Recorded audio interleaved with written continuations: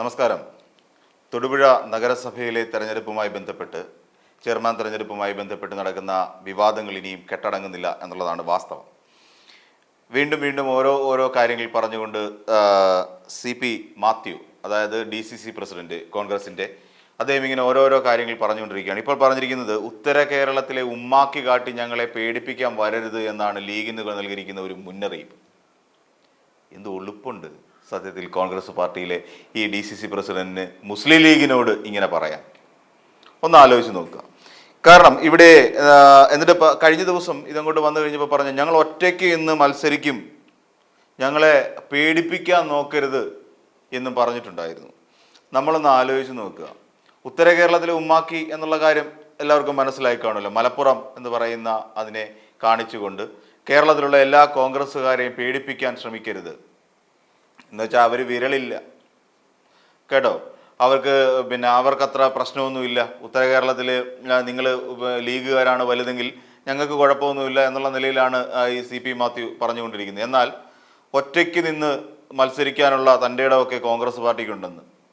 എന്നാണ് ലീഗില്ലാതെ നിങ്ങൾ ഇവിടെ ഒരു 20 വോട്ട് പകുതിയെങ്കിലും നിങ്ങൾക്ക് സീറ്റ് പിടിക്കാൻ കഴിഞ്ഞിട്ടുള്ളത്? ഉമ്മൻചാണ്ടി സർക്കാരിൻ്റെ കാലത്താണല്ലോ നിങ്ങൾ ഭരണത്തിലേറിയത്. അപ്പോൾ അതിനുശേഷം പിന്നീട് ഇങ്ങോട്ട് എന്തായാലും കോൺഗ്രസ് പാർട്ടിക്ക് അധികാരത്തിലേറാൻ കഴിഞ്ഞിട്ടില്ല.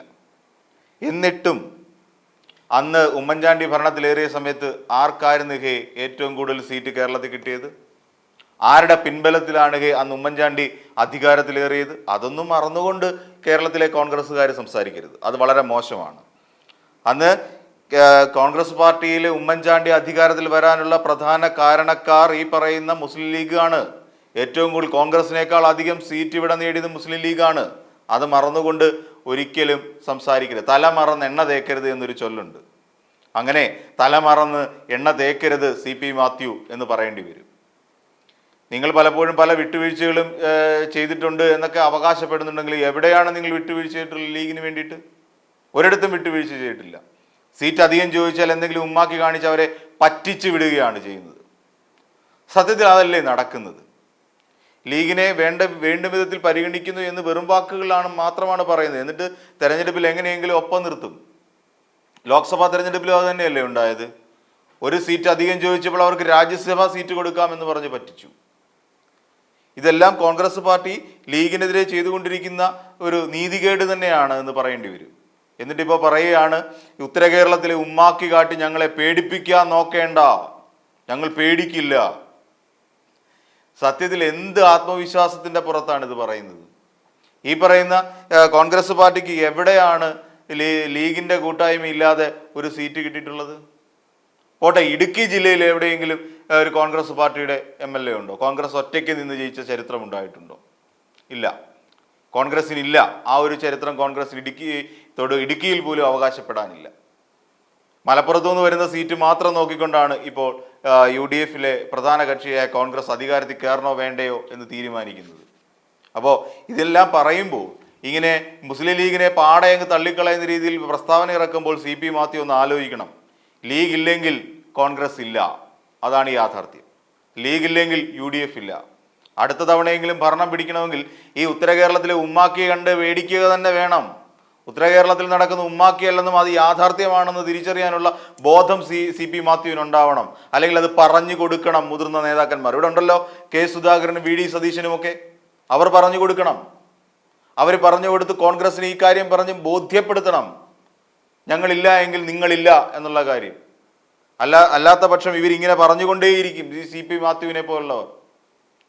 എത്രയെടുത്ത് നിങ്ങൾ പാലം വലിച്ചിരിക്കുന്നു? കോൺഗ്രസ് പാർട്ടിയുടെ ചരിത്രത്തെക്കുറിച്ച് പറയുകയാണെങ്കിൽ എവിടെയെല്ലാം പാലം വലിച്ചു? സ്വന്തം വ്യക്തിവൈരാഗ്യം തീർക്കാൻ വേണ്ടി പാർട്ടികൾ പാലം വലിച്ച എത്രയോ സംഭവങ്ങൾ ഇവിടെ ഉണ്ടായിട്ടുണ്ട്. എന്തിനേറെ കഴിഞ്ഞ തെരഞ്ഞെടുപ്പിൽ പോലും ഉണ്ടല്ലോ. ലോക്സഭാ തെരഞ്ഞെടുപ്പിൽ തൃശ്ശൂരിൽ K മുരളീധരൻ 3-ാം സ്ഥാനത്തേക്ക് തഴയപ്പെട്ടത് എങ്ങനെയാണ്? തള്ളപ്പെട്ടതുമല്ല, തഴയപ്പെട്ടത്. അതിന് കാരണക്കാരാണ്? അവിടെയും കോൺഗ്രസിനുള്ള വിഭാഗീയത തന്നെയാണ്. അതിന് ഒരിക്കലും ഉത്തരവാദി അവിടെ ലീഗുകാരൊന്നുമല്ല. കൃത്യമായി അവിടെ TN പ്രതാപൻ ഉൾപ്പെടെയുള്ളവർ, ജോസ് വെള്ളൂർ ഉൾപ്പെടെയുള്ളവർ അവിടെ കൃത്യമായി വിഭാഗീയത കളിച്ചു എന്ന് മാത്രമല്ല, വോട്ട് മറിച്ചു. അതുകൊണ്ടാണ് K മുരളീധരൻ എന്ന് പറയുന്ന നേതാവിന് 3-ാം സ്ഥാനത്തേക്ക് തള്ളേണ്ടി വന്നത്, തഴയപ്പെടേണ്ടി വന്നത്. ഇതൊന്നും ഈ കേരളത്തിലെ കോൺഗ്രസ്സുകാർ മറക്കരുത്. പണ്ടും കെ മുരളീധരനെ ഒതുക്കാൻ നിങ്ങൾ വടക്കാഞ്ചേരിയിൽ കളി കളിച്ചതാണ് അല്ലേ? അങ്ങനെയും പ്രശ്നങ്ങൾ ഉണ്ടായിട്ടുണ്ട്. കെ കരുണാകരനെ ഒതുക്കാൻ വേണ്ടി കെ മുരളീധരനിട്ട് പാര പണിഞ്ഞവരാണ് നിങ്ങൾ കോൺഗ്രസ്സുകാർ. അങ്ങനെ പല ചരിത്രങ്ങൾ കോൺഗ്രസിനെ സംബന്ധിച്ചിടത്തോളം ഉണ്ട്. എന്തെല്ലാം കൂട്ടത്തിലിരുന്ന് കുത്താനുള്ള ശ്രമം നടത്തിയില്ലേ? ഏറ്റവും ഒടുവിൽ ഉമ്മൻചാണ്ടിയെ കൊണ്ട് നേമത്ത് മത്സരിപ്പിച്ച് തോൽപ്പിക്കാൻ വേണ്ടി നിങ്ങൾ ശ്രമിച്ചില്ലേ? അതും ചെയ്തത് ഈ കോൺഗ്രസ് പാർട്ടിക്കാർ തന്നെയാണ്. അപ്പോൾ കോൺഗ്രസ് പാർട്ടി ഈ പറയുന്ന ലീഗിനെ ഭയക്കുക തന്നെ വേണം. ലീഗില്ലെങ്കിൽ കോൺഗ്രസ് ഇല്ല എന്നുള്ള ഒരു ഉറച്ച തീരുമാനം അല്ലെങ്കിൽ ആ വിശ്വാസം എല്ലാ കോൺഗ്രസ് പാർട്ടി നേതാക്കന്മാരുടെയും മനസ്സിലുണ്ടാകണം. വരാൻ പോകുന്ന തെരഞ്ഞെടുപ്പുകളിൽ ഇനിയും ഈ രീതിയിൽ കഴിഞ്ഞ ദിവസം ഞാൻ സൂചിപ്പിച്ച പോലെ ലീഗിനൊരു മരം മാറ്റം ഉണ്ടായാൽ ഇനി കോൺഗ്രസ് എന്ന് പറയുന്ന പ്രതിപക്ഷത്ത് പോലും ഇരിക്കാൻ യോഗ്യതയില്ലാത്തവരായി മാറും. അത് 100% ഉറപ്പാണ്. പകരം പ്രതിപക്ഷത്തേക്ക് BJP പോലെ ഒരു അല്ലെങ്കിൽ NDA എന്ന് പറയുന്ന ഒരു മൂന്നാം മുന്നണി ഇവിടെ ഉയർന്നു വരികയും ചെയ്യും. പ്രതിപക്ഷം അവർ കൊണ്ടുപോകും. അപ്പോഴും ലീഗ് എവിടെയെങ്കിലും നിന്നേ പറ്റൂ. ലീഗ് സുരക്ഷിതമായ ഒരു സ്ഥാനത്തേക്ക് ലീഗ് മാറുകയും ചെയ്യും. വളരെ വ്യക്തമായി ഒറ്റയ്ക്ക് നിന്നാൽ പോലും ലീഗിന് ജയിക്കാൻ ഈ കേരളത്തിൽ സാധിക്കും. അത് ഈ ഇത്രയും ഉമ്മാക്കിയുടെ കാര്യം പറഞ്ഞപ്പോൾ MSFന്റെ ഒരു നേതാവുണ്ട്, MSFന്റെ ദേശീയ നേതാവ്. അദ്ദേഹം കഴിഞ്ഞ ദിവസം, അതായത് ദേശീയ സെക്രട്ടറി ആയിട്ടുള്ള അഡ്വക്കേറ്റ് സജൽ ഒരു ഫേസ്ബുക്കിൽ ഒരു കുറിപ്പ് എഴുതുകയുണ്ടായി. ആ കുറിപ്പ് ഞാനൊന്ന് വായിക്കാം. അതിങ്ങനെയാണ് കൃത്യമായി പറയുന്നത്. ഇടുക്കി DCC പ്രസിഡന്റിനോട് ഒരു തുറന്ന കത്ത് എന്ന പോലെയാണ് അദ്ദേഹം ആ കുറിപ്പ് എഴുതിയിരിക്കുന്നത്. ലീഗിന് ഉത്തര കേരളം ദക്ഷിണ കേരളം എന്നൊന്നുമില്ല, കേരളം അത്ര തന്നെ. അതുകൊണ്ട് തന്നെയാണ് കഴിഞ്ഞ ലോക്സഭാ തിരഞ്ഞെടുപ്പിൽ ലീഗിന് 20 സ്ഥാനാർത്ഥികളുണ്ടെന്ന് ബഹുമാനപ്പെട്ട സാദിഖ് അലി ശിഹാബ് തങ്ങൾ പ്രഖ്യാപിച്ചത്. അതാണ് ലീഗിനെ സംബന്ധിച്ചിടത്തോളം ഉത്തര കേരളം. ഇവിടെ കേരളത്തെ എന്താ വിഭജിക്കാൻ പോവുകയാണോ കോൺഗ്രസ് പാർട്ടി? ഉത്തര കേരളമെന്നും ദക്ഷിണ കേരളമെന്നും വിളിച്ചുകൊണ്ട് ഉത്തര കേരളമെന്നോ മധ്യമ കേരളമെന്നോ മധ്യ കേരളമെന്നോ ദക്ഷിണ കേരളമെന്നോ അങ്ങനെ വേർതിരിവ് ഏതെങ്കിലും രാഷ്ട്രീയ പാർട്ടി ഇന്ന് വരെ ഉയർത്തിയിട്ടുണ്ടോ? നിങ്ങൾ ആലോചിച്ച് നോക്കണം. ഉത്തര കേരളം എന്ന് പറഞ്ഞിട്ട് ഇതുവരെ CPMകാരോ ലീഗുകാരോ ഒന്നും അല്ല, എന്തിനേറെ BJP പോലും ഇങ്ങനെയൊരു വാദം ഉന്നയിച്ച് മുന്നിലേക്ക് വന്നിട്ടില്ല. മധ്യ കേരളമെന്നില്ല, ഉത്തര കേരളമെന്നില്ല, ദക്ഷിണ കേരളമെന്നില്ല, കേരളം അതൊന്നു മാത്രമാണ് ഉള്ളത് എന്നുള്ള ഒരു ഓർമ്മപ്പെടുത്തലാണ് സജലിൻ്റെ ആദ്യത്തെ കുറിപ്പ് നമുക്ക് കാണാൻ കഴിയും. അതുകൊണ്ട് തന്നെയാണ് ലീഗിന് 20 സ്ഥാനാർത്ഥികളുണ്ടെന്ന് ബഹുമാനപ്പെട്ട സാദിഖ് അലി ശിഹാബ് തങ്ങൾ പ്രഖ്യാപിച്ചിരുന്നത്. ഇന്നത്തെ പത്രസമ്മേളനത്തിൽ താങ്കൾ പറഞ്ഞത് കോൺഗ്രസിന് ഇടുക്കി ജില്ലയിൽ MLAമാരില്ല എന്നാണ്. അതിന് ലീഗ് എന്ത് പിഴച്ചു? അതുണ്ടാക്കാൻ വേണ്ടിയാണ് അങ്ങയെ DCC അധ്യക്ഷനാക്കിയത്. അതാണ് കറക്റ്റ് പോയിന്റ്. CP മാത്യു എന്ന് പറയുന്ന ഒരാളെ UDFിൽ ഒരു ഭിന്നത ഉണ്ടാക്കാൻ വേണ്ടിയിട്ടല്ല DCC പ്രസിഡന്റ് ആക്കിയത്.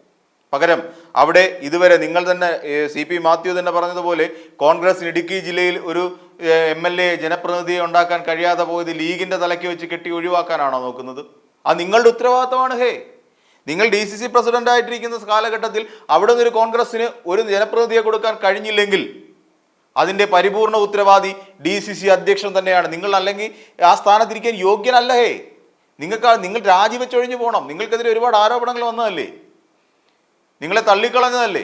KPCC വീട് വെച്ച് കൊടുത്തപ്പോൾ അതിൻ്റെ താക്കോൽദാനം നടത്തിയ ചടങ്ങിൽ പോലും നിങ്ങൾ പങ്കെടുത്തിട്ടില്ല. അങ്ങനെ വന്നപ്പോൾ നിങ്ങൾക്കെതിരെ നടപടി ഉണ്ടാകണമെന്ന് അവിടുത്തെ പ്രവർത്തകർ ആവശ്യപ്പെട്ടു.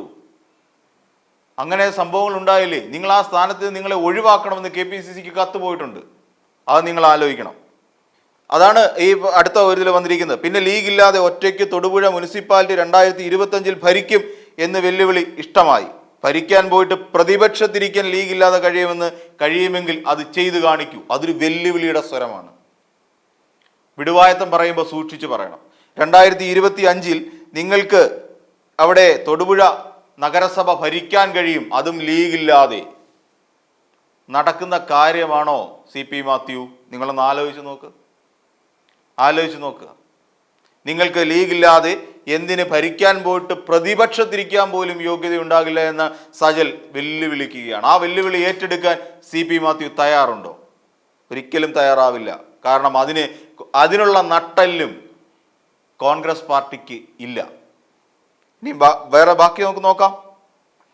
മുനിസിപ്പാലിറ്റിയിൽ BJP അംഗത്തിന്റെ വോട്ട് വാങ്ങി ഭരണത്തിലേറാൻ നടത്തിയ അടുക്കള ചർച്ചകൾ ഇന്നലെ അറിയാതെയാണെങ്കിലും മുൻ DCC പ്രസിഡന്റ് പറഞ്ഞിട്ടുണ്ട്. തൽക്കാലം ലീഗ് ആ പണിക്ക് ഇല്ല. ശക്തമാണ്. ശക്തമായ നീക്കം.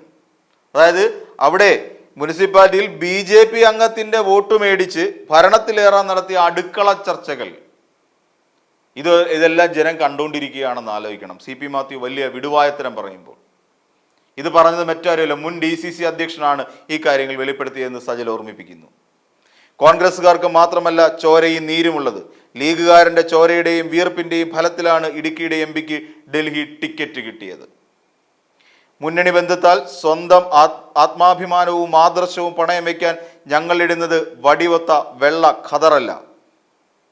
കാലുവാരിയും കുതുകാല് വെട്ടിയും വോട്ട് മാറ്റിക്കുത്തിയും ലീഗ് സ്ഥാനാർത്ഥി മത്സരിക്കുന്ന വാർഡിൽ വിമതനെ നിർത്തിയും തെക്കൻ കേരളത്തിൽ ഒരുപാടങ്ങ് തടിച്ചു കൊഴുത്തില്ലേ? ഇനി മതി.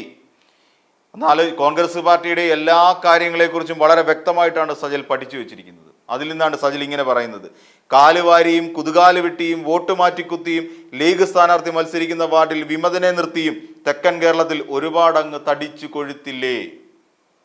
എത്രയെത്ര മണ്ഡലങ്ങളിൽ ഈ പണി കോൺഗ്രസ്സുകാർ നടത്തിയിട്ടുണ്ട്. ലീഗ് സ്ഥാനാർത്ഥികളെ കാലുവാരിയിട്ടുണ്ട്.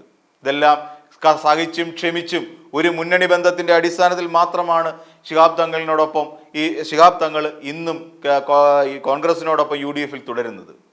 ഒരു രാഷ്ട്രീയ മര്യാദ അത് ലീഗ് മാത്രമാണ് UDF-നോട് കാണിച്ചുകൊണ്ടിരിക്കുന്നത്, അല്ലെ കോൺഗ്രസ് പാർട്ടിയോട് കാണിച്ചുകൊണ്ടിരിക്കുന്നത്.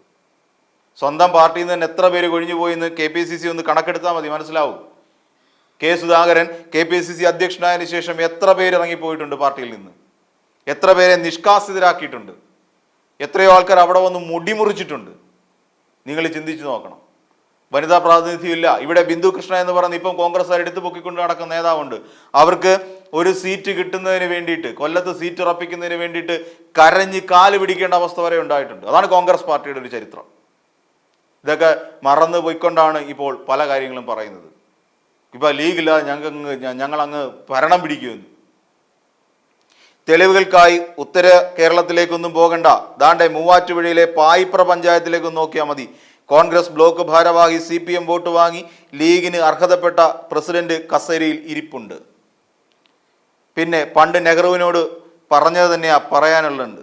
പേടിപ്പിക്കല്ലേ മാമച്ച എന്നും പറഞ്ഞുകൊണ്ട് നമ്മുടെ വെള്ളിമൂങ്ങയിലെ ബിജു മേനോന്റെ ഒരു ഫോട്ടോയും കൂടെ അടിക്കുറിപ്പ് ചേർത്തുകൊണ്ടാണ് സജൽ ഇത്രയും അടിയിൽ ചേർത്തുകൊണ്ടാണ് സജൽ ഇത്രയും കാര്യങ്ങൾ പറയുന്നത്. ഇത് എന്ത് ധൈര്യത്തിന്റെ പുറത്താണ് ഇത്തരത്തിൽ വിടുവായത്തം വിളിച്ചു പറയുന്നത് ഈ CP മാത്യു എന്ന് നമ്മൾ ആലോചിക്കണം. എന്ത് ധൈര്യമാണുള്ളത്? കഴിഞ്ഞ നിയമസഭാ തെരഞ്ഞെടുപ്പിൽ പോലും നേരെ ചൊവ്വേ ഈ ലീഗില്ലായിരുന്നെങ്കിൽ ഇന്നും പ്രതിപക്ഷത്തിരിക്കാൻ പോലും യോഗ്യതയുള്ള ഒരാളെ അല്ലെങ്കിൽ ഒരു പാർട്ടിയായി കോൺഗ്രസ് മാറില്ലായിരുന്നു എന്നുള്ളതാണ് യാഥാർത്ഥ്യം.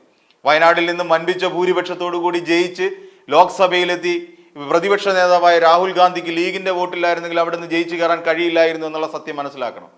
അങ്ങനെ എത്രയെത്ര മണ്ഡലങ്ങൾ നമുക്ക് ചൂണ്ടിക്കാണിക്കാൻ കഴിയും. എന്നിരുന്നാൽ തന്നെയും എവിടെയും ലീഗ് എന്ന് പറയുന്ന രാഷ്ട്രീയ കക്ഷി ഒരിടത്തും പാലം വലിച്ചിട്ടില്ല. സ്വന്തം പാർട്ടിക്കാർ മാത്രമാണ് കോൺഗ്രസ് നേതാക്കന്മാരെ, കോൺഗ്രസ് സ്ഥാനാർത്ഥികളെ ഇവിടുന്ന് പാലം വലിച്ച് പരാജയപ്പെടുത്തി 3-ാം സ്ഥാനത്തേക്ക് വരെ തള്ളിക്കളഞ്ഞിട്ടുള്ളത്. അപ്പോൾ അതൊന്നും മറന്നുകൊണ്ടാകരുത് CP മാത്യു നിങ്ങളുടെ ഒരു പ്രസ്താവനയും.